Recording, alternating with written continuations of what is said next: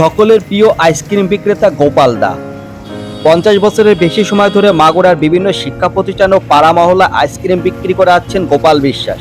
দীর্ঘ সময় ধরে আইসক্রিম বিক্রি করতে করতে গোপাল বিশ্বাস যেন শিশু কিশোর থেকে সকলের কাছে হয়ে উঠেছেন অত্যন্ত প্রিয় মানুষ।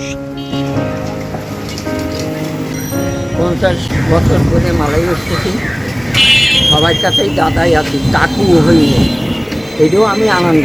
সেটা বাবাও বলে গোপালদা, সেটাও বলে গোপালদা, আমি এক নামেই গোপালদা।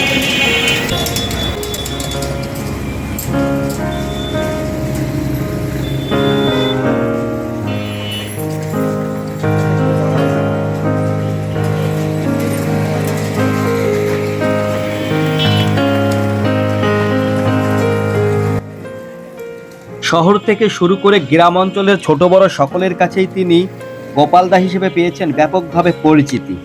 ৫০ বছর আগে যেসব শিশু কিশোর শিক্ষার্থীরা তার কাছ থেকে আইসক্রিম খেত, তারা এখন নিজ পেশায় হয়েছেন প্রতিষ্ঠিত। কেউ হয়েছেন শিক্ষক, কেউ ডাক্তার, কেউ ইঞ্জিনিয়ার, অ্যাডভোকেট, সাংবাদিক, এমপি, এমনকি বিচারপতি। তাদেরও ঘর সংসার, সন্তান হয়েছে, কিন্তু তাদের সন্তানেরাও আজও স্কুল কলেজ অথবা রাস্তাঘাটে গোপালদা গোপালদা বলে তাকে ডাকে। এভাবেই যেন সকলের কাছে অতি প্রিয় মানুষে পরিণত হয়েছেন মাগুরা শহরের পানান্দলি গ্রামের আইসক্রিম বিক্রেতা গোপাল বিশ্বাস।